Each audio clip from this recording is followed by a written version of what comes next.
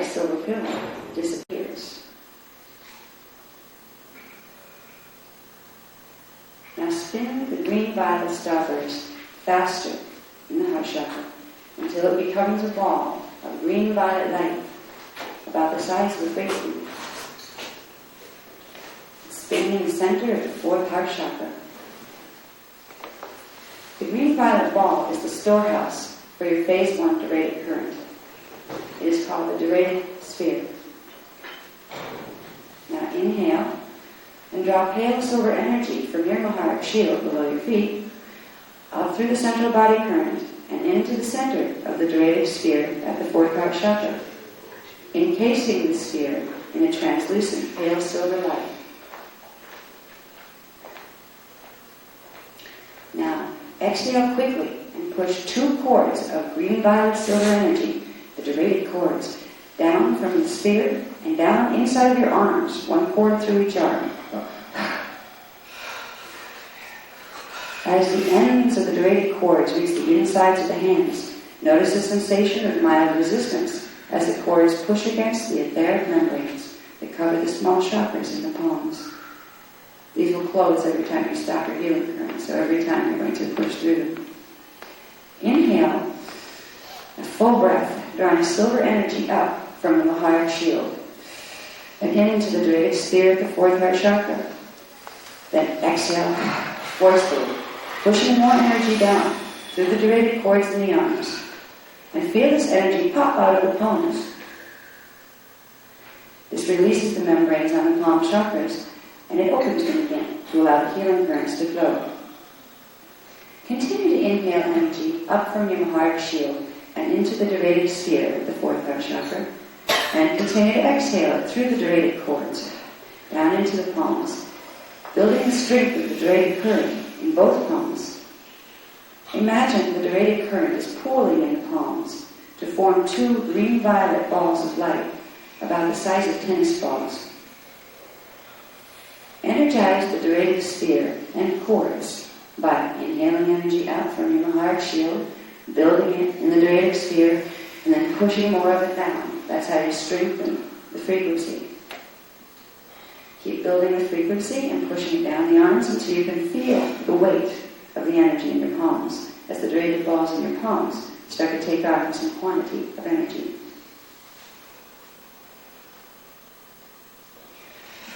Try to build it this time for a little bit, simply by breathing. You don't have to force it now. Just realize every time you inhale, you're pulling more current, silver current up into the durated ball, into the durated sphere in your heart chakra. And every exhale, you're pushing more energy down your palms. This is simply the process of activating your durated current. It's not that hard to do. Now, every breath you take right now, while you have combined these frequencies in the body, even if you switch your attention to something else, as long as you have the intention of keeping these open and know that every breath is making those balls grow more intense in your hands, the sphere will stay the same size. You'll have the grapefruit-sized ball in your heart chakra. That's kind of your storage facility. But the balls in your hands will get stronger and stronger. So while we go for our coffee break, remember, every breath you take is going to strengthen the balls in your palms. Try to play with them a little bit. You'll give you your coffee break and talk and you'll forget about it. Oh, what are my balls doing? Your balls are online right now. Okay, your durated balls in your palms. And even if you forget about them, they're still online. It's kind of like leaving the lights on. You forgot to turn the switch off. Well, we're going to forget to on purpose, because this will allow you to build more frequency for what we're going to do when we come back. It will also get you to realize that there's an ease and a naturalness about this process. Once you combine the frequencies in the body to release the seals that will allow these currents to run, the breath itself simply runs them. And remember the movement. Breath up is bringing the heart frequency up. Breath out is pushing it down the arms and into the palms. And it was always very simple that way. Humans have transmitted. All right? The hands were always activated. In fact, there's a little trick about the crucifixion story with the cross and the nails in the hands. There's when certain things in the body were blocked, so those currents didn't run automatically anymore. So we're taking the nails out of our hands. So we can do the break the grab and suggest. I don't want to, if there's coffee out there or whatever, I don't want it to get cold, so you might as well follow their program. the timing. We'll come back in 15 minutes, and then we'll do the lay down and do the quiet facilitating. Okay?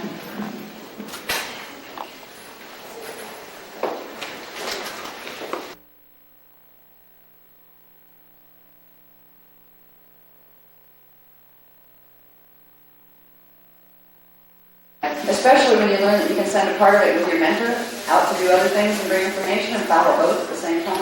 These are some of the things that will develop as your inner perceptions grow and expand with strand activation. You'll get to the point where you can have simultaneous focus. Because what's really happening with you as a being that's incarnate, you as a being that has 1,728 different garments to wear and 1,728 different time vectors, you are simultaneous perceiving. But each one of those cells tends to perceive only its own line of focus. As you grow and integrate more spiritually and energetically, you start to be able to have simultaneous focus. And it starts with here, like with your three-dimensional world, where you'll find yourself, your mind will be doing one thing, or you'll be engaged in one thing, and you can be fully engaged, but you also have like several other things that your mind is fully processing at the same time. You start to become aware of that, usually just one other thing. Like you'll find yourself at work or something, very focused on what you're doing, not spacing out and ignoring what you're doing. But there's another part of your brain that you catch, calculating another issue, or solving another problem, or working on something completely unrelated. This is the beginning of simultaneous perception, which is characteristic of an advanced consciousness, a consciousness whose body is expanding to hold more consciousness. You may get it in the dream state first. Does anybody at all have the experience of simultaneous dreaming yet? All right, simultaneous dreaming means, well, the first stage, when you start to get a handle on your dream consciousness, is you go through and you realize, wow, I'm in a dream and I'm awake in a dream. Oh, cool. All right, before that, you go from, I don't dream, or maybe I remember when I was a child I used to dream once in a while, to having nothing. But as they start to expand, oh, I remember little pieces of dreams. If it's something happened last night, it makes no sense at all to me because it just got little pieces and it mean nothing. You'll go from that phase into, oh, I got more dream memory. Oh, I remember a part of a dream last night that was important. I'm not sure why it was important, but it had something in there. So you start to bring in the information from the higher levels through the dream state. Then you start to find in the dream state itself, you will be awake. You start what's called lucid dreaming, where you become like you're in a virtual reality, where you really realize, whoa, I'm here, and I'm aware that I'm here, and I'm aware that I'm here, and my body's sleeping back there. Okay? So you progress through these states of expansion of awareness. Now, if you want to, if you don't remember much at all from the dream state, there's one thing you can do that if you do it every night, you will start to remember. You have to command it before you go to sleep at night. And I did this, and it worked. I did it for about a month. Every night, faithfully, the last thought that I would allow to be in my head before I, right at that stage where you're just getting really groggy, you're ready to fall asleep, and you're losing track of yourself, I'll be awake and aware in the dream state. I'll remember and record on return. Awake, aware, remember, record. Right? And I made it easy because when I was really tired, I couldn't even remember the whole statement. So I simplified it to awake, aware, remember, and record, knowing that that was kind of shorthand for I will be awake and aware. Yeah, I'll wait till people get their pens out. If you want to write this down, this is when we put our manual. I'll be awake and aware in the dream state. And I will remember and record upon return. You can be awake and aware, put yourself in there, and by the time you get back, you don't remember anything happened. So what you're doing is setting the intention. You're setting in words, which are tones, which are mathematical codings that interact with your Kathara grid, that give the command to open certain channels to allow that information to translate from here to here. So that's the beginning of getting more conscious awareness in relation to your dream state. Now, dreams aren't just byproducts of the mind clearing itself. There are levels to dreaming. The first stage you'll go through is this stage of chaos, let's say. It's just a chaos kind of thought patterns that usually have to do with the stuff you went through in the day, during the day, unassimilated pieces of things, you process emotional stuff that you didn't process there. The intention is to go through that into this space. There's like a gap. It's almost like crossing a bridge into the level of ordered dreaming. This is where your consciousness pulls itself back together again. So you move through your space of chaos in the dream state, and when you go into, especially when people go into that rapid eye movement space that science has identified, that's taking you into a very deep state where you're crossing into the state of dreaming that goes back into order, where you move through the chaotic impressions that are just clearing themselves and into coherent consciousness again. That's where everything from astral experience to lucid dreaming and projection into the higher dimensional fields comes from. So using the statement, awake, aware, remember, report, begins the process of opening the conduits in the DNA, in the fourth strand, that will allow things that are happening at a higher frequency to begin to translate into memory, so you have access to them when you're down here.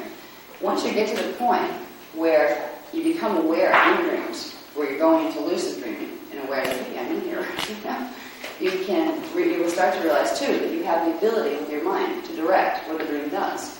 That if it's doing something you don't like, you can say, excuse me, I'm going to change this. And you'll realize that they're responsive to your thoughts, so you can create your own holograms.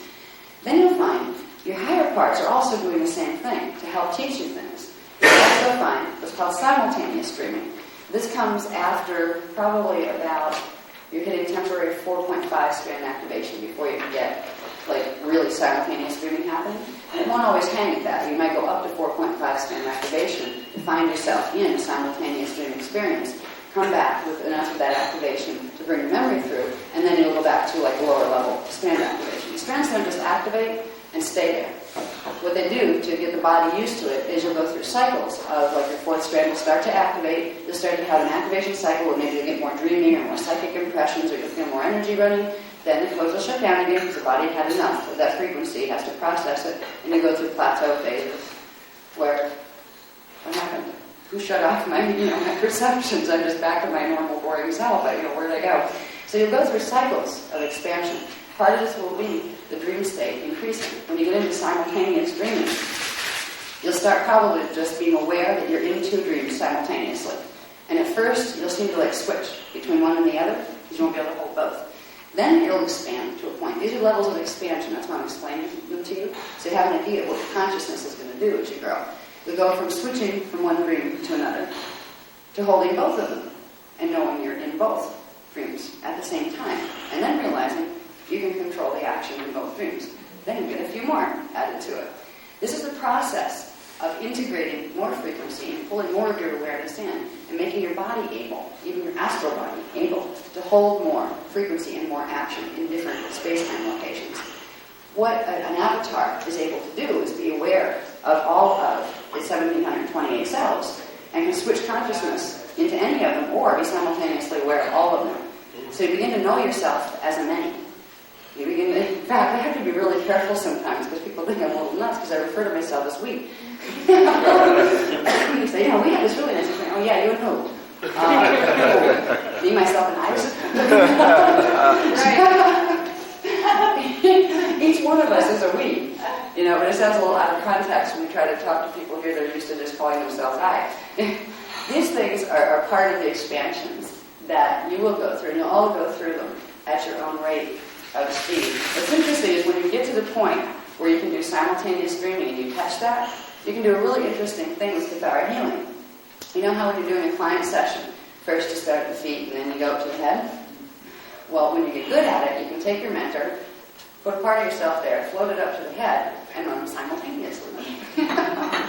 But you won't have enough frequency to do that until you start having some inner feedback that shows you that your strand content is holding enough frequency. You can pretend you're doing it, but it's not the same thing as doing it. But if you go into a phase where you start to get to the point where you have simultaneous dreaming, not every night, because it won't happen every night. It takes a lot out of the body, actually, to try to remember the full dream state. It actually puts too much frequency into the body. So only the stuff that's important will your higher self, your soul, and your oversoul let you remember. But once you notice, find yourself in simultaneous dreaming. That's a marker, okay? Like a marker you pass in your development. Just showing you that you can play with some frequency now in a higher way, where you can literally, when you're doing a client session, put part of you at the client's head while the other part's down here. You'll also might find yourself in, if you're doing, say if you're two healers in two different rooms, you might find yourself helping the other one, so you have three of yourselves running around. It's the beginning of learning to bilocate. It starts in the dream state. Now, when you get certain parts of the DNA cleared where they can activate, you're capable, the human body is capable of bilocation. In fact, it usually happens, when it first starts to happen, you don't realize it's happening. You find out by the feedback. I know I saw you there. That's right. And you get this feeling, you're right. How did that happen? And you start to realize that at a certain point you are projected to other places. And it usually has a life of its own, where you're one of the last to know. But your soul is guiding it, your avatar level is guiding it.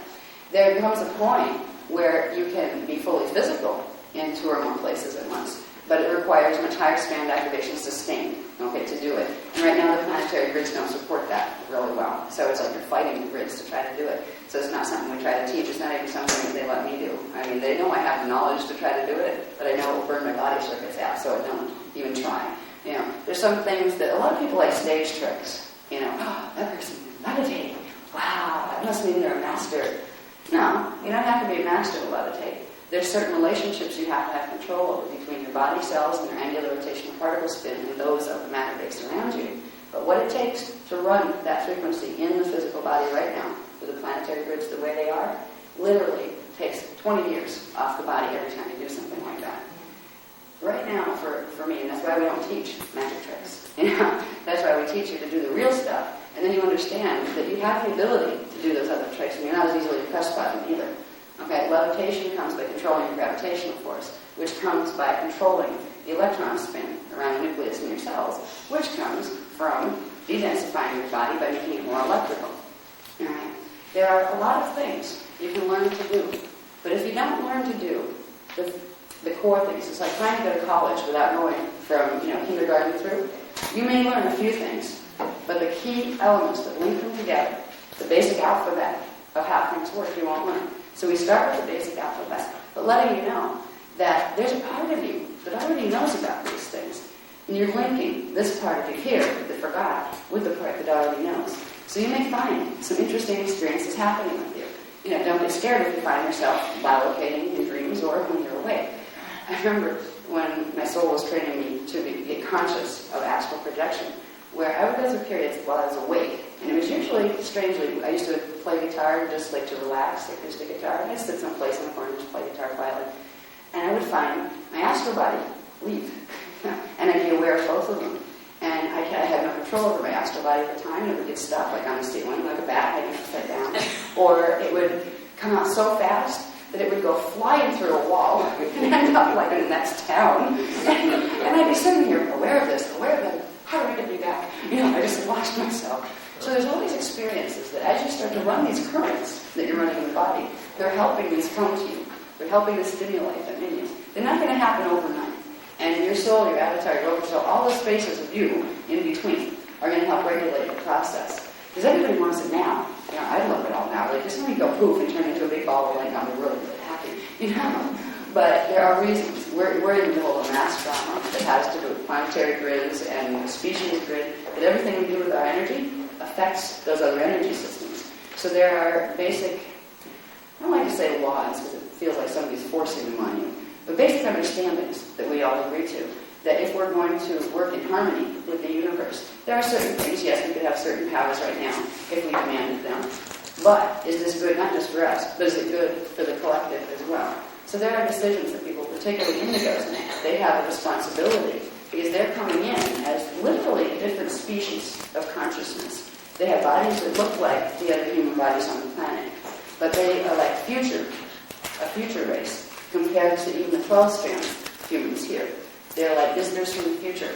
They come in, wear the same clothes as the people from the present. So going back into the Renaissance period and putting on, some of those Renaissance clothes, and you're looking up like the rest of them, making one in.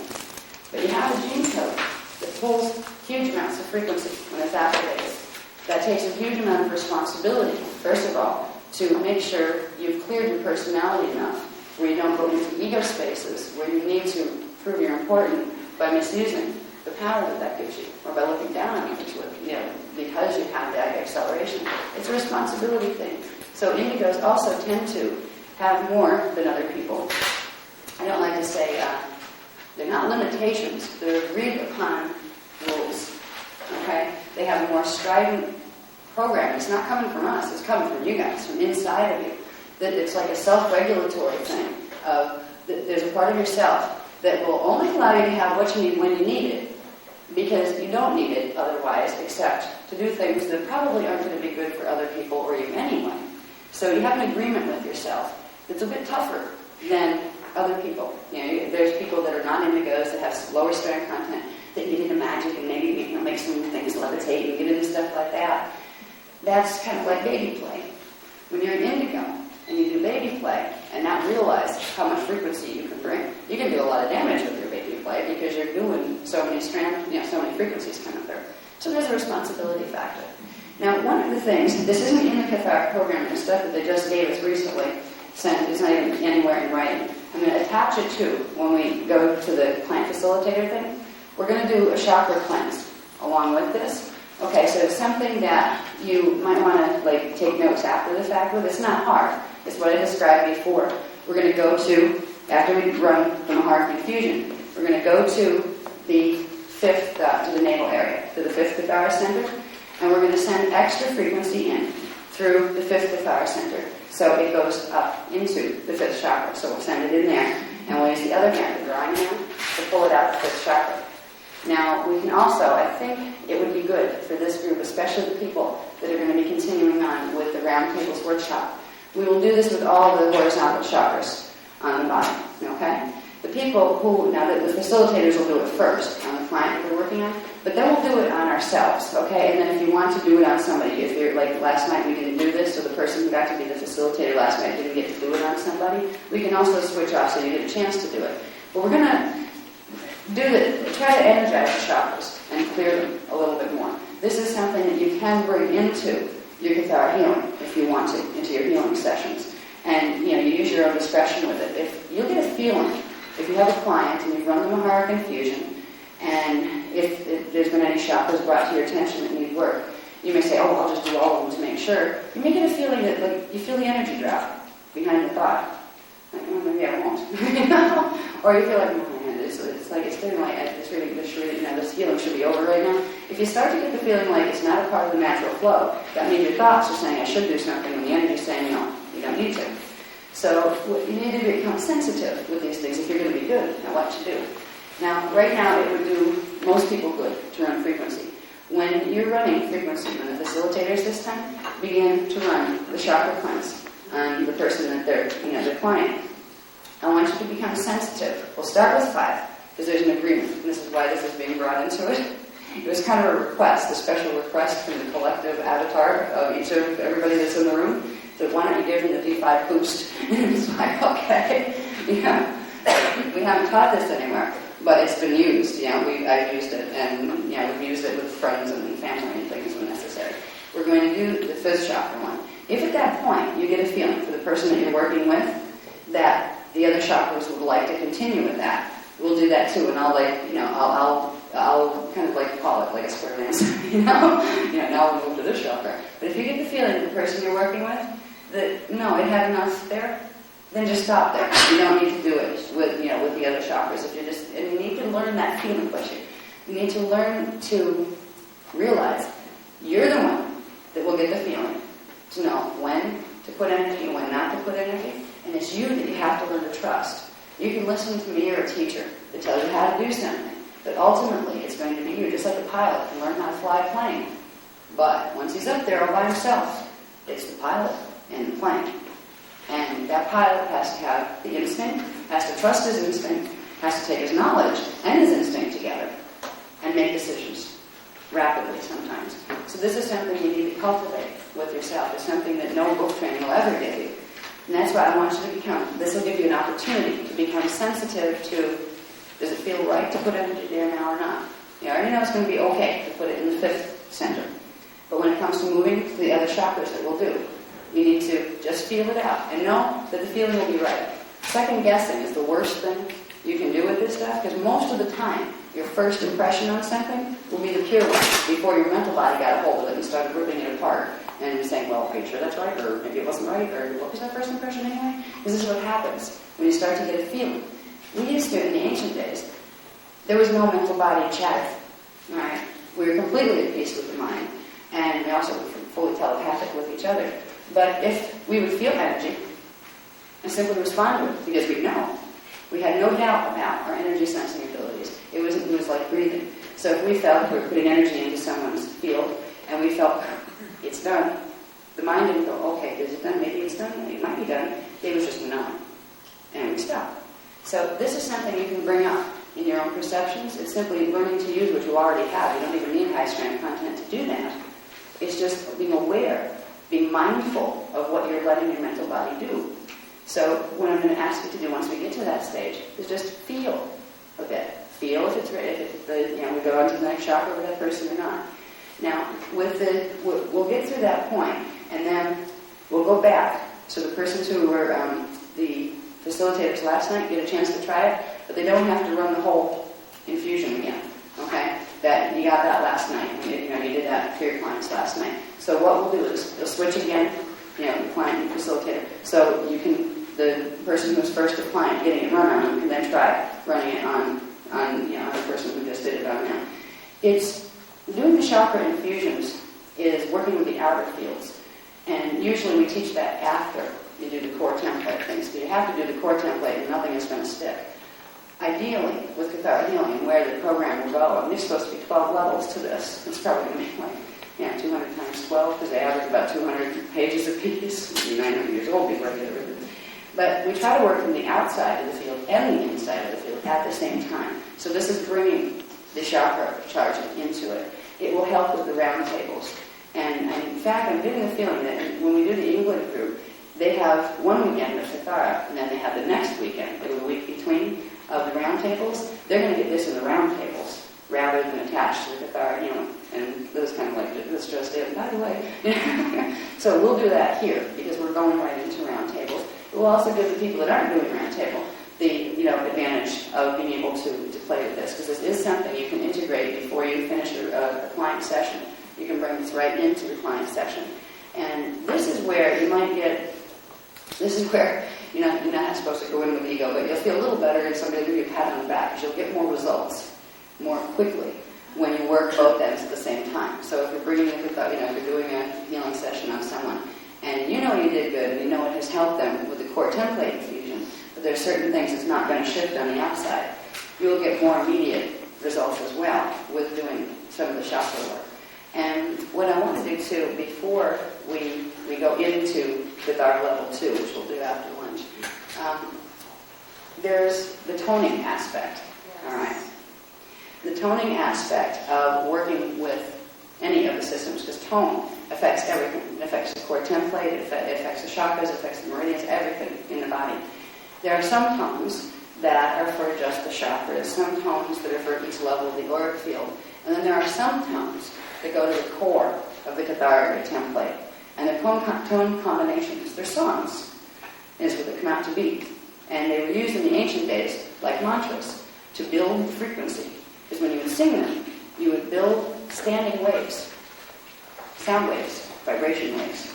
And you would build them, if you were using the core template songs, you would build them into the Kathara grid, and they would hold the integrity and amplify the integrity of certain parts of the Kathara grid.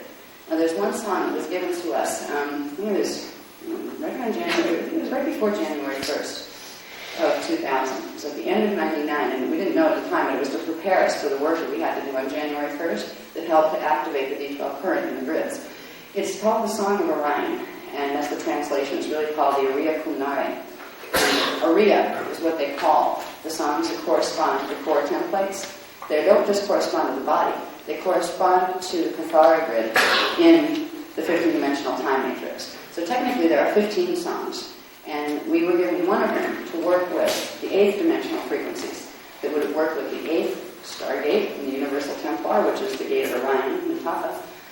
It works with the 8th Kathara center, the 8th strand, which is the center of the oversoul. Okay, if you're going to look at it in terms of identity. It's not too much frequency. If we were to use the full D12 song, it would be too much to bring into the body at one time and then hurt yourself. So they won't even give us the tones for that. But they gave us it right now. They gave us the Ariya Kunai to begin activating on a deep level the toning sequences. So when you use light, when you use energy transmission, which is a form of light, when you're seeing the colors, you're moving light frequency. Even stronger than light is sound. All right, sound is stronger than light. And when it comes to healing applications, sound is the core vibration. Just like a lot of people say, the highest level to go is when you turn into light. No, it isn't. The highest level you go when you ascend is you turn back into sound. You turn into vibration.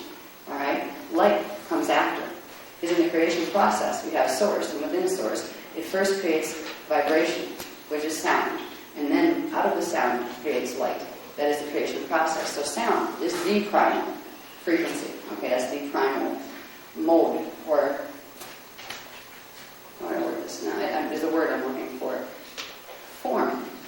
Form works. Form that consciousness takes. It's its most powerful form. So we're going to combine what we've learned with Kathara healing and by doing a couple rounds of the Uriya Kumnari. Now this is interesting because people from Ireland have it easier than the people from New York did when they first learned it, because there's a lot of people here from the States that know this song already. So you have a group that knows it. The Uriya Kumnari it's in here someplace, but the page is announced. It's page, page 6 or something. Yeah, okay, it's page 6 actually. So it should be in the front. It's 114 on the high numbers, but on the sequence number it's page 6. That at the end, we're gonna do a round of that. Now I've had people report really weird stuff with this song. Not yet. I'll keep this up here first. With this song, or set of frequencies that trigger activations in the 8th Kathara center and the 8th chakra and all those things, I've had people report some really interesting things with them. One person said she was on a hike with a bunch of people, and she was getting really, really tired, and we had like a number of miles to go, and she didn't think she was going to make it. And she was ready to pass out. Remember? Yeah, her name was Elizabeth, and she had said, I started singing the Uriya Kumnari to myself, just over and over and over again, because I felt like I was going to pass out. She said, it's really odd. I started to feel stronger, and within a few minutes, she said, it just shifted me. I had all this energy all of a sudden. I felt okay, and I made it through the rest of the hike with no problem. It surprised her, and it surprised me. I didn't know it could, kick in and really help you like that. It's a song that we use with the grid work a lot of the time. That's how we recoded a lot of the grids, was how your groups, enter these tones in. So we'll close before lunch with that, with the Uriya Kumnari. We're going to start with finding our partners and doing the client facilitation exercise. We're going to run the heart infusion, and whoever was client yesterday becomes facilitator today.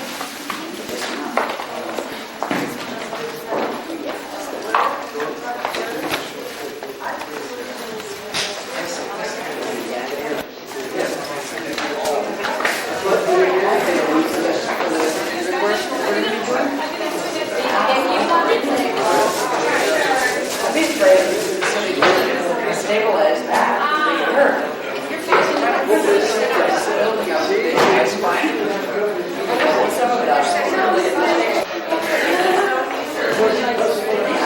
He does.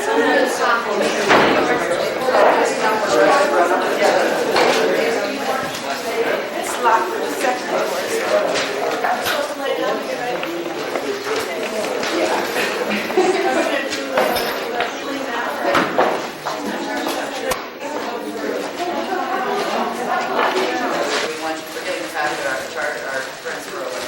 Simply breathe energy up from your feet, from the heart, and into the ball. You still have the ball, the radiant ball, still in your heart chakra, the radiant sphere. But just breathe some more heart frequency up into the radiant sphere, and then inhale and hold it for a second.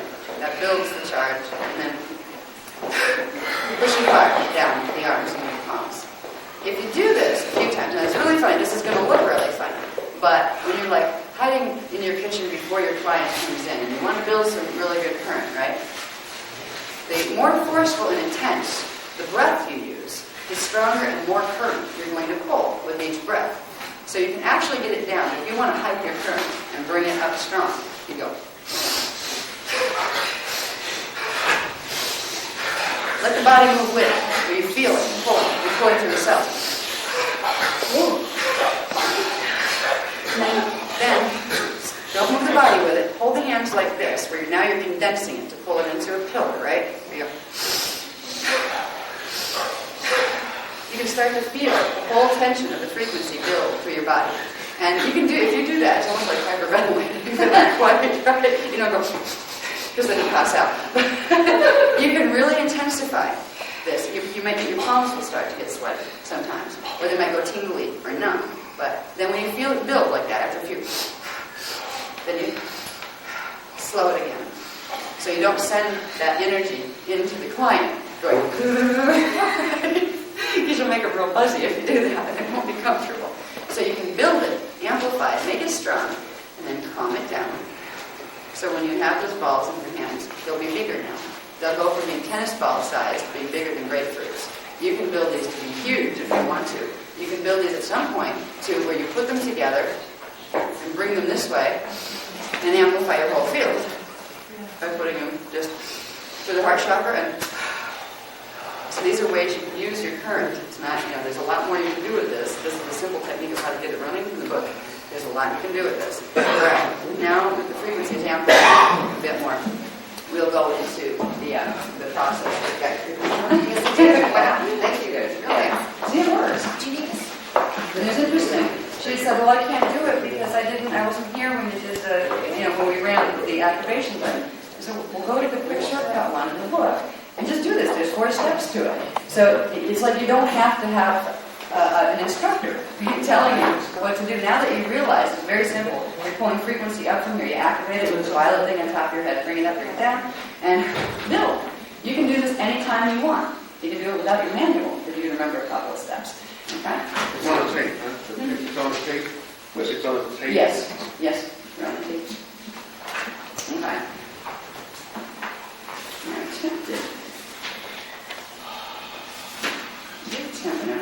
I'm debating here whether I should attempt to run through on the shorthand version. Or, I'll do it so you each get the same experience as you did last night. We'll start with that. Because the shorthand version is the same thing. It's just a lot of words taken out of it. That if you don't have those words the first time, a few times you're running it, you may not, like, what am I doing with that? So I'll read the technique 5 the long way first. Okay, now, first of all, facilitators, place your mentor over your shoulder. And at this point, if you don't remember the steps of activating the mentor, that's okay. Just breathe in some energy into your pineal gland. Make a ball of energy there. And blow it out your right ear and put it over your shoulder. This is how easy these things can get once you set the pattern in the body with the technical technique. So you have your energy field over here. That gives you an extra set of eyes to help guide you in, once you're doing the technique. Okay. Now, absolutely, what everybody would, of course, have to do, almost like breathing, they would know they have to put their Mahara shield up. Now, your shields have been up, and because of the grid increases that we've been getting, fortunately, we only have to do the big one once a week. Okay. But it's still good to run a real quick version of it, where you simply imagine the Hierophant, whatever level you're working with, throw it down. You already have your shields open from activating the currents, but amplify it a little. Pull more energy into your shield. Feel it kind of blow around your feet there, and then manually pull your pillar up to strengthen the pillar and root it at the 14th chakra. Just remember to pull your pillar up whenever you're going to do the healing facilitation for anyone. Okay, now you have your current activated, so we're ready. And it's not too difficult to do. Start with the feet. You're going to place your right palm, transmitter, 12 inches below the feet,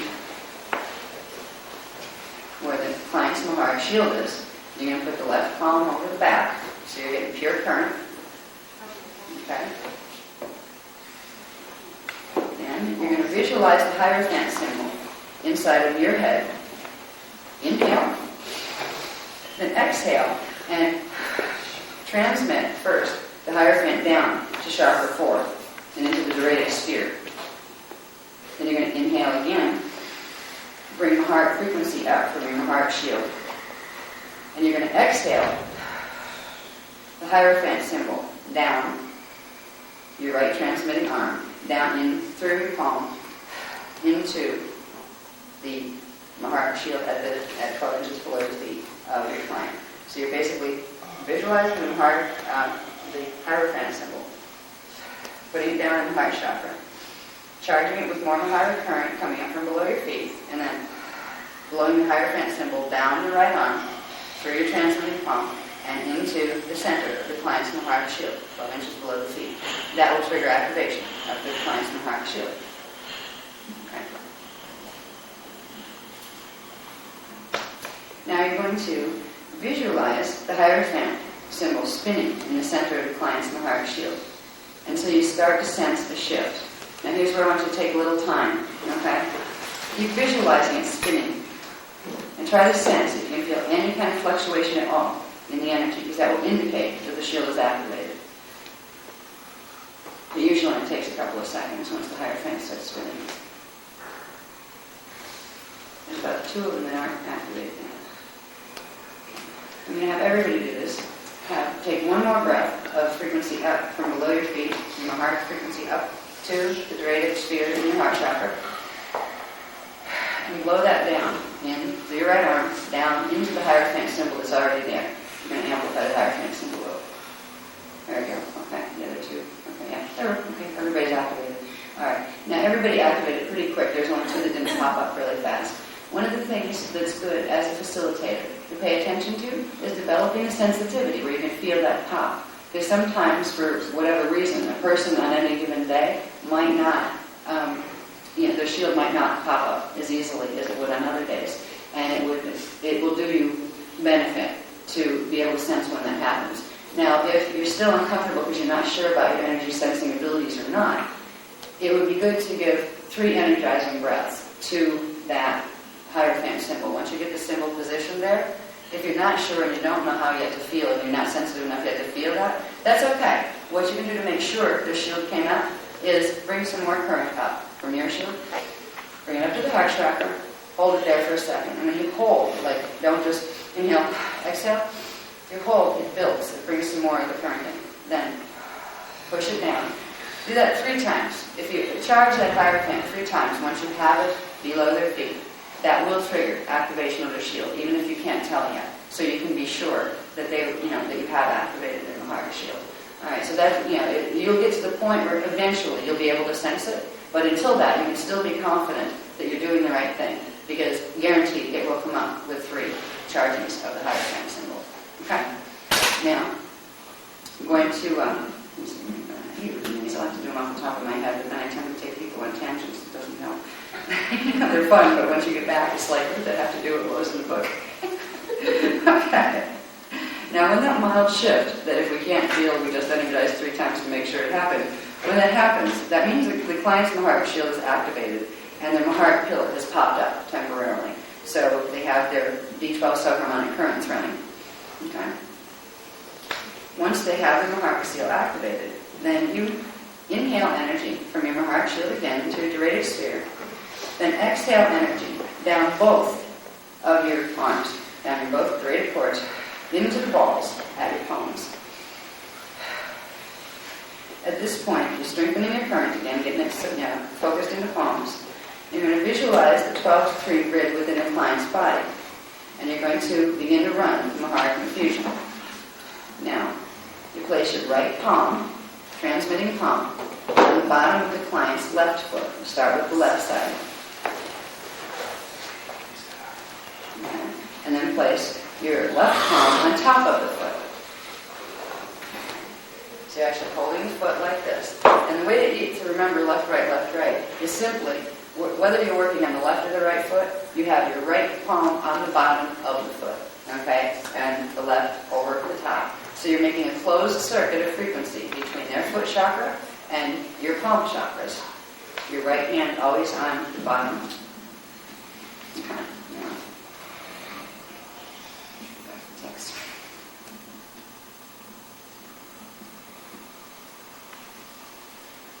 Let me find my place in the text. Okay. Now, you inhale, build chakras. Then exhale the energy from your dreidel sphere, get your heart chakra, through the right dreidel cord, the right palm, and into the sole of the client's foot. Now visualize green, violet, silver energy, which is your dreidel current, traveling up the Kathara line on the left side of the client's body, which will take that current through Kathara centers 4, 7, and 10. You see on the little one on the bottom, You're going to be going up. I don't want to step on people here. So you'll be going from the left foot, the left leg, and it'll hit that Kathara line that goes from 4, then up to 7, and up to 10. So that's the line you're charging when you're doing the left foot. Okay. You can do it a few times of building the energy. Usually it takes an average, I found an average of 4 to 6 charges. Now some people, especially because we've been working with energy, might not take that long this time.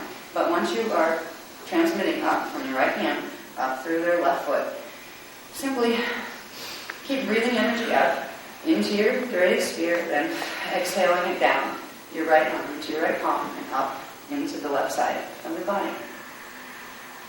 You'll stop doing that when you begin to sense a fuzziness. Or you can choose anywhere between, if you've been doing a lot of energy work like this group has done, you don't need to do it more than 3 times because everybody's already pretty charged.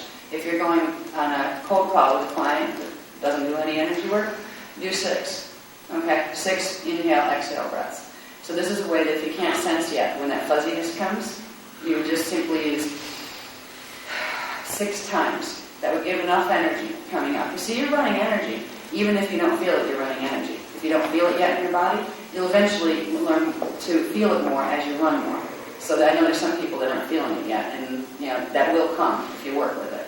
So once you do that to the left side of the body, then you're going to go over to the right side of the body. You're going to repeat it on the right side. You're going to put the right palm on the bottom of the right foot.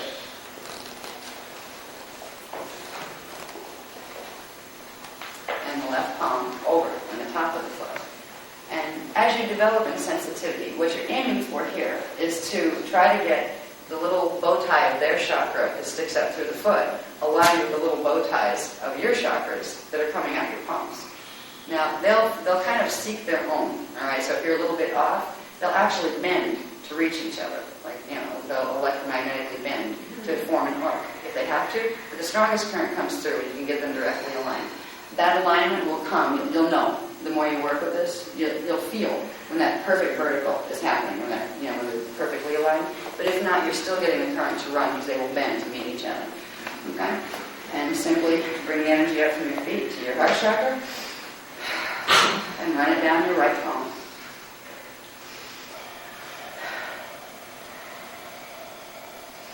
And for our guys here, 3 times is plenty. You can keep going if you want to sense, if you want to see if you can sense. Because you can't put too much in. Once the body's had enough, you'll kick it back. So if you want to see if you can sense the kickback, throw a little bit more in. Okay? Do 4 breaths and see if you get more of the kickback. This may get you where you can sense it. It won't hurt your client because the body will not take more than it can absorb at the time. So it'll just simply throw it back out of the foot chakra. But it might throw it out enough where you can feel it if you're not feeling anything coming back on your hand yet. Okay? Now, we're going to go up and charge the central column, because what we just did on the right foot went up the right leg and it went into the Kathara line, or the pillar, I like to call them. On the right side of the body, it did number 3 Kathara centers, number 6, and number 9. What that means is you're not only charging those Kathara centers, you're also charging those DNA strand templates, those axiotonal lines, and those chakras. So you're giving energy to all of these systems right from the core template. Now we're going to go up and do the main verticals. And the easiest way might be to just have your client switch around so their head is where their feet are now. So you can go to the head.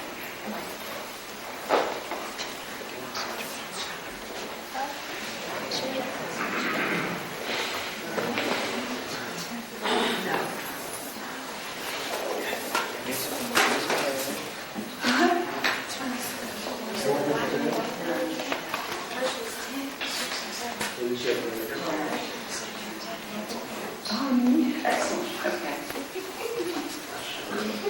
What we're going to do in here too is this is where we're going to move from this step, and instead of closing down after this step, we're going to move into the chakra clearing thing that I had talked about. So you don't have to worry about it yet. I'll kind of call the square dance on that one as we do it. But it's going to be this is where we're going to deviate a little bit from what we did yesterday. And this is where also, even though we didn't do the amplification and you haven't done the 6 chakra link and you put your consciousness down in the heart shield to get a read, you're capable of getting a reading without doing that, of their Kathara. So when you go up to sit at your client's head, begin the process of telling your inner consciousness and telling your mentor that I would like a basic visual on the client's Kathara grid now. You can send your mentor down to their Maharic shield below their feet and simply move its energy into their Maharic shield, bring it back up to your shoulder, mentor up to here, and condense it, bring it back in your head, and ask for the visual to release.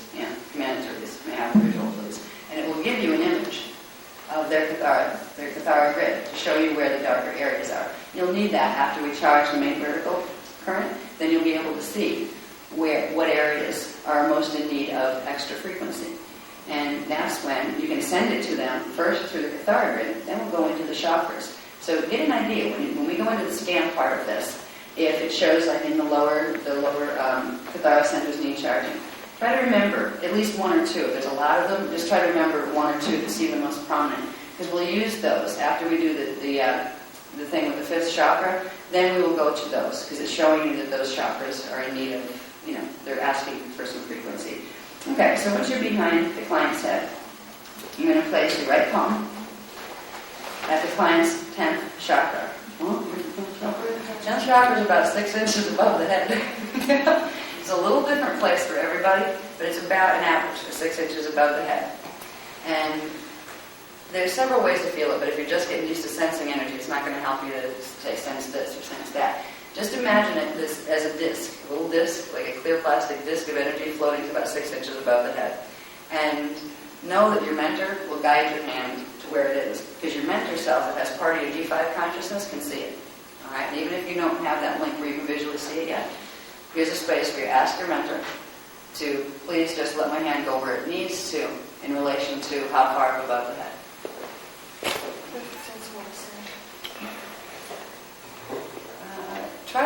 Now, some people will read off-center, which means there's a little wobble in the chakra happening.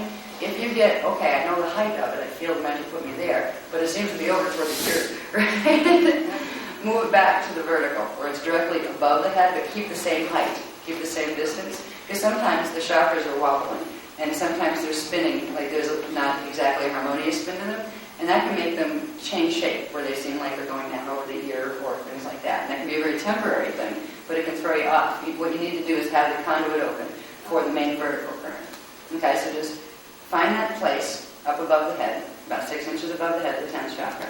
That's going to be where you induce the current. Okay? Now, I'm going to put the left palm over the back of the right hand to keep your currents clear, because you're going to transmit with the right. And you're going to breathe energy up, inhale energy from your Maharic shield below your feet into your Dreadic sphere at your heart chakra, and then exhale the energy down the right arm and into the right palm and down into the 10th chakra from right hand. You're going to move that energy, you're going to visualize it moving from the 10th chakra into the 7th chakra, which is right underneath the 10th. From the 7th chakra, the crown chakra goes into the head. From the 7th chakra, it's going to go into the pineal gland. And from that point, the current is going to take on a life of its own and go rapidly down, all the way through into Earth's core. It's going to just pull all the way down. Okay? Now, you can do 3 breaths with this one. And you're going to be the decision maker when it comes to how many times do I take these breaths to energize this. For now, we'll do 3. But you're going to use your mentor when you're doing facilitation to guide you. How many breaths do I need to do here? Just 1? Do I do 4? Do I do 6? Do I do 3? We'll do 3 here. Bring more energy up from your heart shield into your heart chakra. Transmit it down again into the crown chakra, or into the 10th chakra, crown chakra, pineal. And it takes a run down through the whole body. And we'll do 1 more.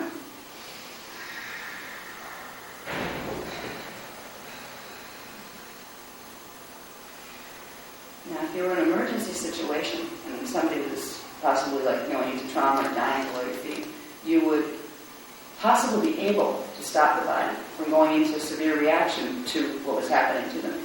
But you'd have to amp your currents. So if you were doing this, you would go to somebody's first. You'd have to do the feet first. So if you ever are experiencing something where somebody's having trauma, where their physical body is really in trauma that they could die from or something like that, you would go to the feet first, because you need to energize first the lower coded ones so you don't overwhelm them. Or, if you start with the middle, you're going to overwhelm the system, and it's not going to take, it's going to shut down. So you do the feet first, really fast, but what you do with your current is build, you hold your breath to build it here, and then quick push bursts. You burst of energy. You would hold and amplify it, and you would do it very strongly. So right now, we're just doing a cleanse and clearing for a client. You don't need to do that. But in emergency situations, you have the possibility of overriding temporarily until they can get like medical attention or something, the trauma in the body, by forcefully pushing lots of the current in. You can't push too much in because it'll kick it back, but it can reorder the pattern from the template and give the body enough time to hold until somebody can get to it and do what other stuff needs to be done. So just thought I'd throw that in there. Now we've run 3 breaths of the current down through the body. Now at this point, we're going to go into the scan. Let me find this. This is fun because I could go off on a tangent and I have to find the place that we're reading image now. Okay. Now, before we release any of this, any of the energy and stop, doing the infusion, we're going to direct a bit of additional energy through the central line, okay, into the areas that were revealed as having dark spots. So here I want you to take your mentor, okay, simply move it. Remember, it's like a little ball of energy. You can push it anywhere with your mind. Push it down below the client's feet, at the center below the client's feet. Simply request from your mentor that you will take an imprint of the client's Kathara with the intention of seeing where it can clear. And simply float it back up. It's like a little floating ball. Float it back up to over your shoulder. And condense it into a tiny ball and pull it back in, back into your pineal gland, inside of you. And just say, okay, I will see the client's Kathara clear now. Don't ask, just say, I will. I shall see it now. And let an image or a feeling of an image come to you. Even if it's just a sensation of lower energy here, higher energy here. Okay? Try to get an image of where in the body. And it's funny. What you'll get if you don't get real strong visuals first, what you may first get is a feeling. You're looking for it here, but you may just get a feeling of energy drop on one side of the body or the other. So if you're not getting visuals yet, try to be sensitive to what you're knowing about, what you're sensing, what your energy can sense about the person's body, because it will be a lower feeling like the energy is colder, it's lower, it's slower moving in the areas that would be the dark areas if you were seeing the image. Okay? Once you see an area or know an area of the internal Kathara that needs to be cleared, you're going to simply run some more energy down into it. Bring more up into your heart chakra, into your Dradic sphere. And project more down the main vertical current from your right hand through the 10th chakra, into their body, through the cranial. And then you're going to direct it to the area of the body that has shown the darker spots. Now, on the Kathara grid, there's all those crossover lines. What you really can do is if you identify that, okay, it's around Kathara center 4, you can hold the intention of 4, and it will get there. But if you are a person who really wants to direct that energy and know exactly what you're doing, you would run it from the main vertical current. So you're coming down, you're actually putting energy in from the 10th chakra to hit Kathara center 12, 11, it'll come down to 8, it'll come down to 5, so if you were aiming for 4, and then you go over that side channel from 5 to 4. Alright, that's how you would get the energy there. But you can hold the intention of the number of the Kathara center you're trying to get to, and that will get it there too. But what you're doing is following those pathways of current. And just run a few breaths of that, the frequency down through the areas that you're feeling that need some clearing. And try for now, this part isn't in the book, try for now to see what area, if you can locate, like if hopefully all of you were able to get a number, like okay, it seems to be around Kathara center 4 or maybe 7 or 5. See what number seemed to be the one that had most of the energy buildup, or if there were several that seemed to have the dark spots, just pick one or pick the one that had the most.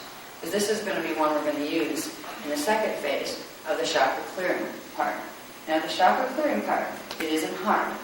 You're going to go and you're going to go next to the client, unless it happens to be ones that are directly in the head. You'll position your body so you have access to using, to touching where the chakras are. If the areas you're trying to clear are in centers 9, 10, 11, or 12, you would stay up at the head because you'll get the easiest access there. But if you're going to deal with any of the Kathara centers from 8 down to 3 and 4, you would want to be on the side of the body. Either side is okay, whatever you're more comfortable. And if you're going to do the Kathara Center 2, or it has to do with the current running down into the grids, if the blockages were down here, you go back to beneath the feet to do it, and you work with the base chakra and those kind of things. But most people need the charging in through here right now, particularly in 2 and 3. Okay, like where chakras 2 and 3, they tend to get really out of whack. The planetary grid is the way they are. They correspond to, chakra 2 corresponds to your emotional body. That's where your emotions being generated from. Chakra 3 is your mental body. And that's where, like, what we call mind and our conscious attention and our thought patterns are coming from. And right now, those levels of the body are getting an influx because of the planetary grids of dimension 4 frequency coming from the heart chakra, dimension 5 coming from the 5th chakra, and dimension 6. If they're not used to holding that frequency, it makes the body uncomfortable. And these guys down here, little chakras down here, tend to, like, kind of contract and do strange things. So what we're going to do is going to help to open what's called the grounding base in everybody. Now, the grounding base is what allows you to have open frequency down here, so it's ready to receive the high frequency coming in here. We're going to do it by first clearing and activating to a higher level the 5th chakra. We're going to activate the 5th chakra by going first to the 5th Kathara Center. And notice, 5th chakra and 5th Kathara Center are in 2 different places. 5th Kathara Center is at the navel. Alright, that's where the template for that is. That's where you're going to transmit with the right hand. Now the 5th chakra is at the throat. So what you're going to do is you're going to transmit with the right hand. And first you're going to pull your current up into your Adriatic sphere so you have something to work with. And then you're going to transmit the frequency into the 5th Kathara Center at the navel. Then you're going to move the position up to the chakra that corresponds with the number of that Kathara Center. So you're going to go up to where their neck is now. That's where the 5th chakra is. And you're going to use the other hand, the magnetic pole hand. Okay? You're going to use that hand and an inhale breath. You put it on the person and inhale. And while you're inhaling at their 5th chakra, you're going to picture the energy that you dropped off at their navel, moving up their main vertical current and coming out the 5th chakra to meet your hand, where it creates a current and you pull it. So you're pulling it and drawing it up and out through. Now the chakras extend out. The horizontal ones extend out for many, many, many feet. They go all the way out through the auric field, which technically goes out hundreds of feet, hundreds of miles actually, if you're into the avatar state. So you're going to try to charge as far out as you can. The person's laying down and start at the neck. Okay, so you charge here. You charge at the navel area. You put the frequency in. And then you take the left hand, you lift this one, put that one down, and inhale and exhale. You're creating a current, and you're going to follow where the chakra goes. You'll also find some people will have chakras that stick straight up, like it's a tunnel, right, that comes out of the body. Some will stick straight up, others will be at an angle, or they'll move over this way or this way. So it helps to find when you're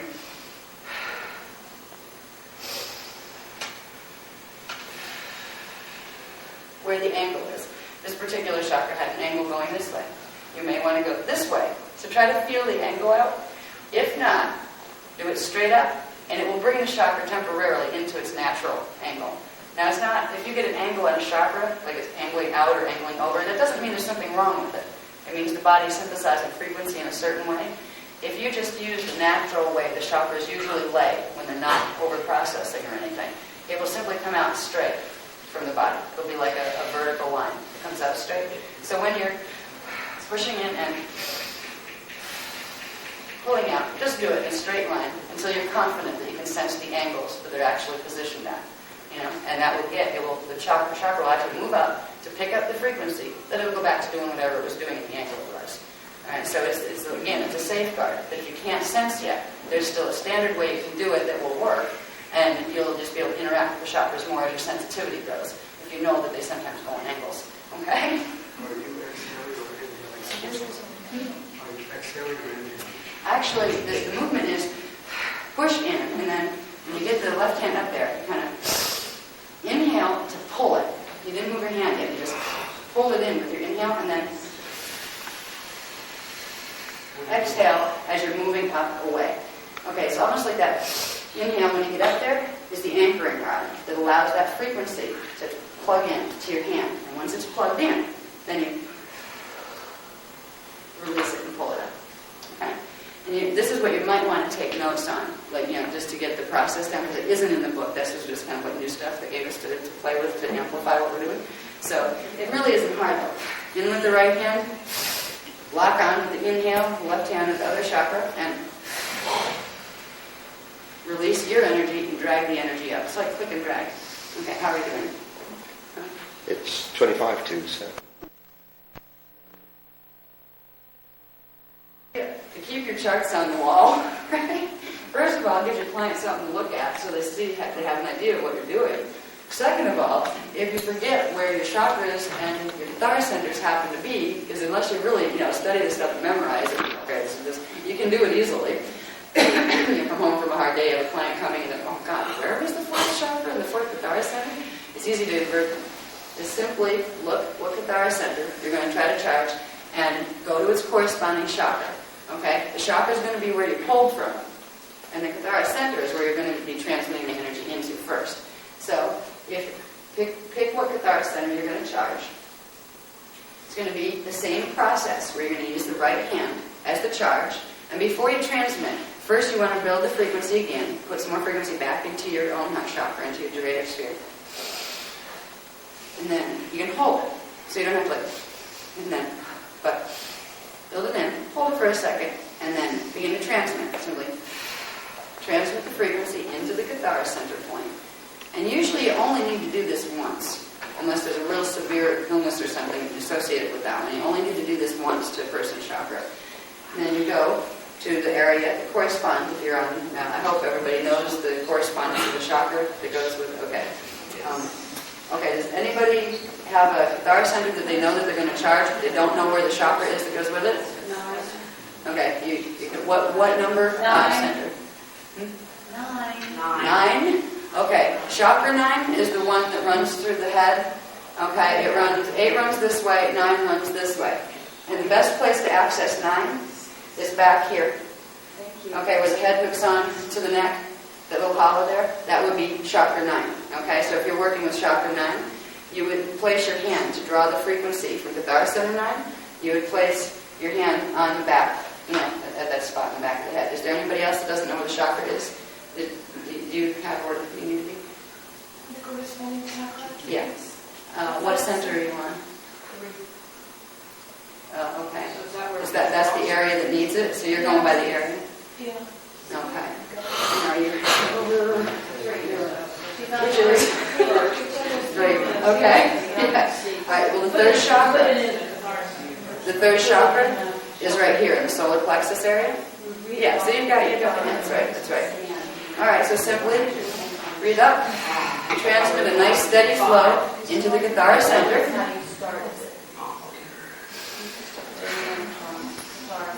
And then go with the left hand to the corresponding chakra and inhale and pull. Don't move the hand yet. It's over the chakra.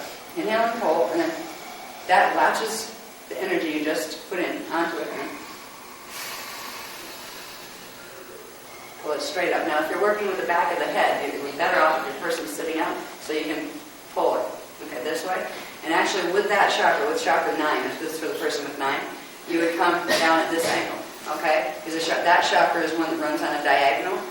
All of the ones in the body this way, they run on a horizontal plane, right? So when you're pulling, you pull horizontal.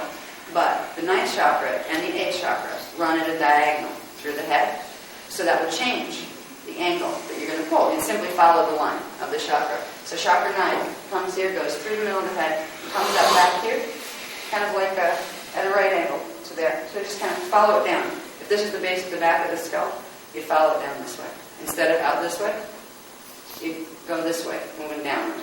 All right, that's for the 9th chakra person. Everybody else would simply be able to, go straight up off the chakra. It's that simple, and you can do this with every one of your chakras to charge. Yes, you have a question? I'm sorry, I'm just trying to keep up with this. At each chakra that you saw that needed this energy, you place it in I'm confused. we put the energy in at the fifth Kathara spot, and then we pulled it out of the fifth chakra. When we go and move it to another one, let's say 3. Mm-hmm. Do I put my first hand, do I put my right hand on the Kathara 3 point and then pull it from the chakra 3 point? Okay. Yeah.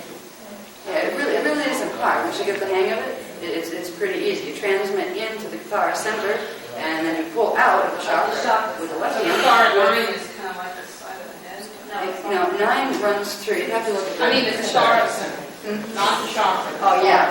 The Kathara center itself We need to is have it. over here. In fact, I think it's... Yeah, there's one that describes more physically where it is, because I tend to just... It's inside of the head. It's like it's kind of like at an angle up from this one, where it's like you can tip the one in the shoulder and put a rod straight up through your head back there. It's in there. So you really could just transmit this way. Okay. You would transmit just over the side of the head. Okay. And again, ask your mentor. This is where mentor comes in very handy. If you can't fully figure out where exactly that spot is, you can ask the mentor to just simply guide your hand and let your hand do what it wants to.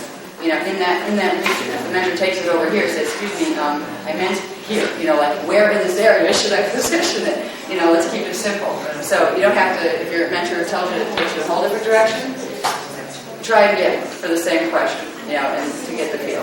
But 9 would be over here, and then you pull back here.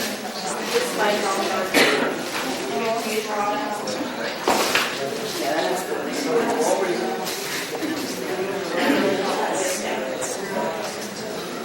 The way it was described for 9, the person who asked that question is, it's in brain behind ears, in that area.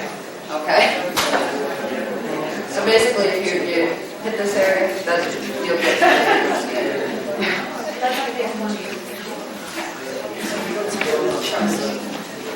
Okay, so we don't miss lunch. I think we got the basic hang of what would you do? You have a question? Yeah. If you're walking out chakra 7, So we did what's called a back scan. Michael and I did this. We took necklaces in our hands and ran current, however much our shields up, of course, because we don't do anything like that without having the D12 field.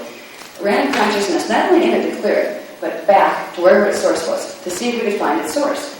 And we did. We found a collective that it was attached to.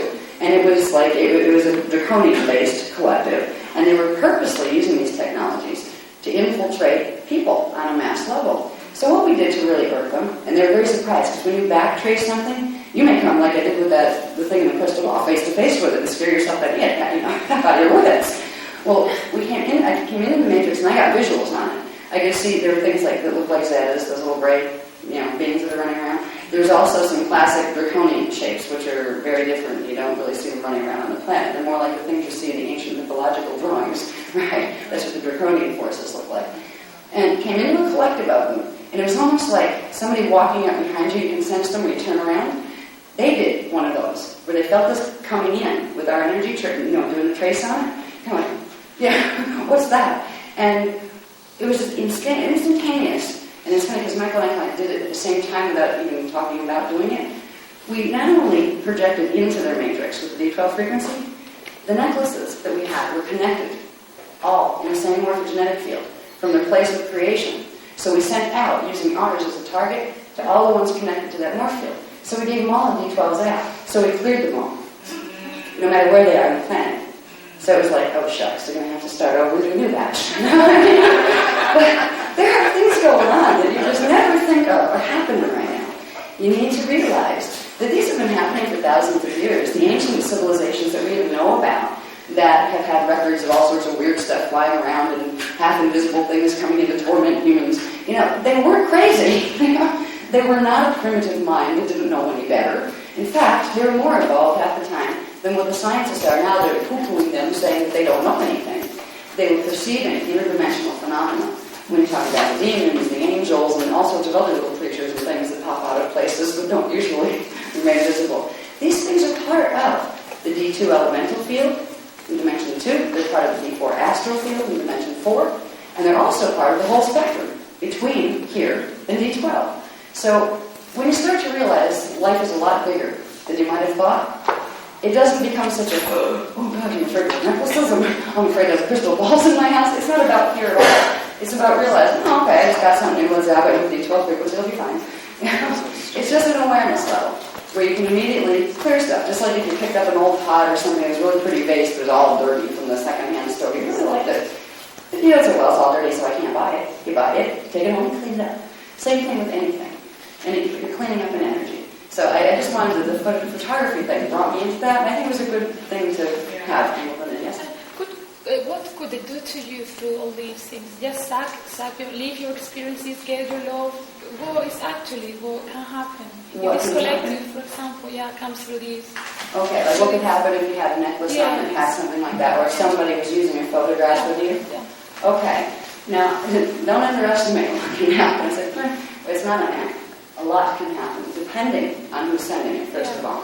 If it's coming from an organization of consciousness that's just dealing with D4 energy, it can affect you up to your fourth dimensional frequencies, which means it can mess with your first, second, third, and fourth Kathara centers. It can alter part of the program, at least on the chakra level, depending on how strong its program is. If you have an object that is charged and focused with the intent by a D11 dark avatar, you're dealing with our object. You have a necklace, let's say, from something that's charged like that, and you don't know the difference, because what they do is they create, it's called a cloaking field around it, where it feels okay. It doesn't radiate bad energy, because then you'd be able to spot it and say, I don't want that. They make it so on the three-dimensional level, you can't feel that signature. If you don't realize you have higher dimensional consciousness, you don't bother looking in the spectrum to see if there's any problem. You put it on, and meanwhile, what it's doing is transmitting from the D11 frequency all the way down to 11 subharmonics, which affect all the subharmonics below. So you're getting a changed scalar wave pattern, a changed energy pattern that has a different intent, that is disharmonic to your Christos pattern, your natural pattern, which will block DNA activation. It will change your orientation of consciousness if it has the intent to do so. These objects can be used to create little alter egos, little guides in your head or in your field, where all of a sudden you have a thought pattern coming in. They can be used as windows where something is monitoring you that finds you interesting because you could be useful down here. Can send its thought pattern in. You think it's your own and you follow it. So it's basically, so the two things here. So you have objects and things. I have two questions. Someone maybe from higher consciousness also can use it to help you. And another question is, so these alter egos, it's better you just have straight from the source, that if you think that you have it from anywhere else, I suppose. You're telling us also that our source is our source, and any object that we may have may be misleading. Okay, our sources are sources. That these objects can also be used for good, I suppose.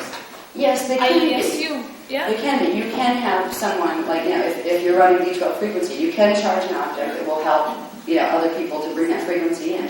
However, we try not to teach dependence on objects. Yeah. I mean, we'll charge crystals for people sometimes when we have time to do it and they ask and things like that. And it could be useful to send out. We've thought about creating, more so for the healing market, certain types of, there's a very special sand in Sarasota that comes from a crystal that exploded once in Atlantean times. It was extremely powerful, and it carries D12 charge when we retroactivated.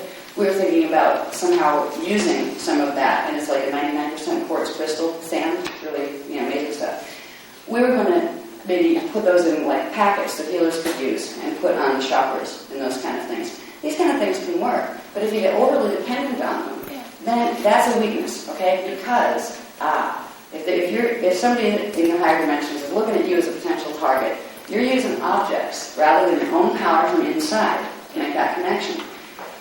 If they can get an object to you and trick you into thinking that it's an object that carries the right thing, they've got their into your field, and you can do damage. We try to tell you, you can charge your own things. All right, if you can run the D12 frequency, you don't need. If somebody comes and says, "Oh well, I'm going to send in master and I'll charge this for you," and they give you an extra special charge that you can't give yourself. Yeah. Look out. All right, holy water, for instance. Who made this stuff holy? Okay, ask these questions. Why is it holy water? Okay, because the Pope blessed it. Who is the Pope? Where did he incarnate out of? What is he doing? What are his real intentions? He seems to be a nice person on the outside. What frequency is he transmitting?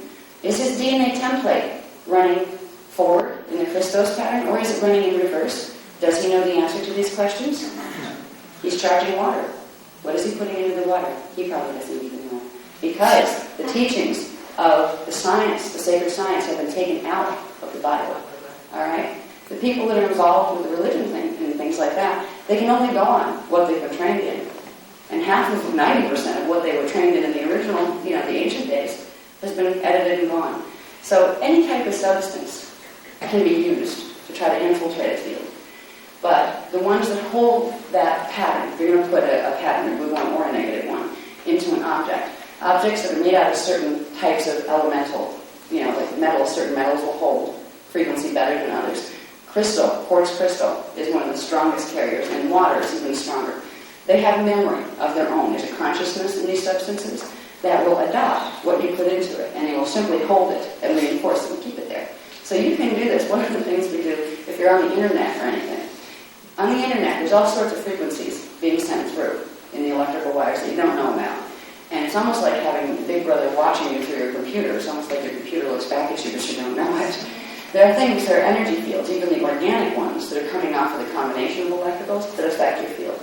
You can give yourself some protection from this simply by taking some quartz crystal, like a decent sized piece of quartz crystal. It doesn't have to be really big. Charging it with the D12 frequency. Spend about 5 minutes like this, breathing up the frequency, transmitting through your transmitting hand, your right hand, into the outfit. Because crystal will hold the imprint for a long time. It's the substance to use if you can't really submerge your computer in water. Then you would take that crystal, and you can use like even that stretchy black electrical tape that they use. Some basic tape. The tape isn't going to change the D12 charge. And put it on the wire that goes into the computer, from the wall closest to the computer as you can get. What it will do is start to take some of those disharmonics out of it, so by the time it's getting to you, it isn't going to affect your field as negatively as it would otherwise. And these are things, if we were in this for the money, we'd be more worried about producing stuff to convince the people they need it. We don't do that. We simply teach you that you can do this yourself, and teach you to be aware of it's worthwhile investing some energy in doing it. Okay, yes, well. You talking about the modem wire or the power cables? Actually, both would be best, okay? With the internet, that one is attached to a very specific type of program, the same one that goes with the phone lines, even if you're doing cable. All right, there's two types, at least in America, there's two types that we have. We have the cable internet access, which is faster, and then the regular telephone line. Any of those are tapped into Echelon, which is basically the worldwide spy organization that makes sure, supposedly, nobody's going to do any terroristic activity, because as soon as certain words are said or transmitted, it puts a trace. Yeah, so it's like Big Brother's making sure you're not cursing. Don't say the wrong words, because immediately you're under surveillance and don't even realize it. All right, these are things that you can find information out there. It's not just our information on Echelon and this kind of the spy devices that are being used. They're not just that, though. They're transmitters. Now, they can transmit just like they can pick up your information coming through. Those same circuits can transmit if certain forces want them to be used for that purpose, which we're moving into a place where they're going to be wanting to do that. You can put on the cable ones or on the phone box. The little box in the wall on the phone ones, you could put a charged crystal on there and then where it comes in. Okay, if you put one on each end, you'll get the strongest effect. One from the electrical. The one comes from the wall, the electrical power outlet. Put a crystal on where that hooks into your computer. And then to get the one that's coming in for the internet, that's on the cable, put it on the box in the wall. Like tape it onto the box or something, and it'll intercept it right there. You can also do this and put them on your main electrical power thing in your house, like where your fuse boxes are, or whatever, breaker boxes. Just tape one of them on, and it doesn't matter, as long as it's like in contact with the metal that the rest of the box, is made out of. Tape it on there, it'll start to harmonize the electrical frequencies that are coming through everything, from your lights to your toaster. So it's worth doing these things. We don't sell them. We just tell you how to do them. Which way does the termination go? Ideally, it's double. If you can get a double terminated one. But if you can't get a double terminated one, it doesn't even matter. Because what's happening in the middle of it, even if it's not a terminated crystal at all, even a hunk of it that's, cut off on both sides, it's what it will hold in the center of it that will do it. If you want to pinpoint it and start directing stuff back and playing games like that, which you don't need to do, then you'd want to point it back toward the wall, because it would send back a D12 charge. But you don't need to play psychotronic games just as someone's playing with you. You know, there's better things to do with your energy, so we try not to teach you how to do that because it's not worth bothering. So charge it with D12 first? Oh yeah. In fact, any crystal you get and bring it to your house, charge it with D12 because it may be there may be something attached to it either purposefully or by accident. You don't know where that crystal was. You don't know what grid that crystal came out of. It could have come out of a contaminated grid and carry some nasty disharmonics, not that they're directed at you, but you happen to get it in your house and they'll start affecting you. So it's wise to just be aware that we have a responsibility if we want to keep our energy fields and that of our homes intact. There are certain basic cleaning things to do. Just like if you want to have a clean house, you need to, occasionally do your windows and keep your dishes clean and clean your floor, or you get a very dirty, yucky house. Same thing happens with energy. So if we're just aware that reality is there, just take a little bit of time to do it. And it becomes fun after a while. Even when you're just cleaning the house and you pick up a crystal, you just immediately you'll find a current activate to give it a kick, a charge.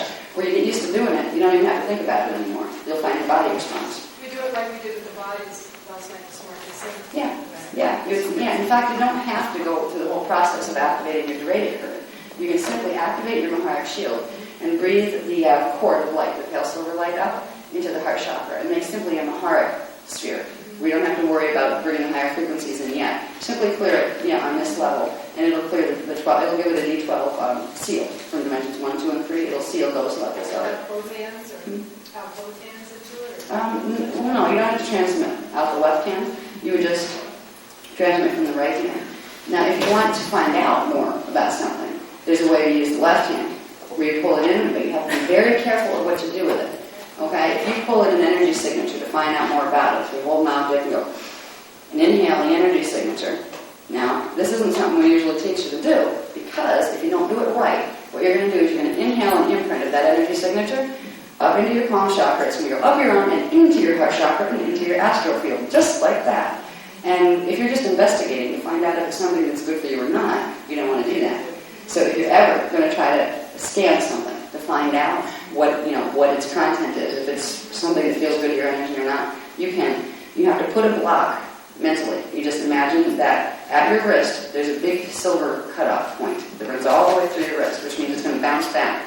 And you're going to use the back chakra on the back of your hand and put the object in the left hand. Inhale its signature and then exhale it out here, where it comes out the electrical in the back. And you're going to form a ball, like a containment ball, on the back of your hand, on the back of that electrical chakra. That will give you a space where you can project your consciousness around it a little, try to get a feel for it. You might get some pictures, you might get a lot of information off of whatever you're scanning. But you've brought it in enough to investigate it, but it has not contaminated your fields because it did not go into your main chakra system. And then to get rid of it, you detach the ball. If you pull any of the energy signature left, you kind of feel your hand and just trust. There's a part of you that knows. I may done like, let's pull all the energy into the ball, get it out of my hand, put the object down, get the stuff out of my hand. Then when you're done investigating, kind of imagine you're detaching the ball, so you have this like ball of gook, right? The stuff you investigated. Whether it was good or not, doesn't matter. You have a ball of stuff you don't need in the field anymore. So you're going to leave that there for a minute. You're going to make sure your hand is clear. The silver that you had up around the wrist, you're going to simply exhale it down where it goes through the fingers and stuff. So it's re-clearing anything to make sure if you missed any energy, it'll clear it. Then you just, your chakras, once you're not intentionally using them, they'll go back down to not being active. Then you have the ball to deal with, which isn't too hard. Okay, you have this little ball hanging there in the air in your field, really, but it's contained. It's not transmitting into your field. Simply take it and bring it kind of like into your line of vision, and right in front of your heart chakra, not in it, but in front of it, about this far out, and bring up more current and blast it with a few breaths of pale silver light, and it will disintegrate. Okay, and it'll go. What it usually, if you do this and you have your inner vision turned on, what it looks like is you'll see the ball and it kind of starts to shimmer and oscillate and vibrate when you start hitting it with the stream of energy coming from your heart chakra, the pale silver. Then it kind of goes pop, but it's not a pop and spread. It's a pop, but it holds right where it was, and then it starts to turn into little tiny specks of light that kind of and disappear, like fireworks when they go up and they start to come down. It does that. You literally transmuted it. You transmuted it back into pre-matter, so it's not going to affect anything. So that's a way to, if you're going to, scan objects or something to find out more about them, you have to be real careful not to bring it up into the heart chakra. And you do use the left hand, because that's the receiving palm. That's the one that you can bring energy through. You can try it with this hand, but you're going to be fighting your own currents. So that anyway, that's not exactly usually part of Kathara healing, but we got on that subject, and I think it's a good thing to do at this point in time. Now, what I just wanted to do before we get into Kathara 2, I wanted to go over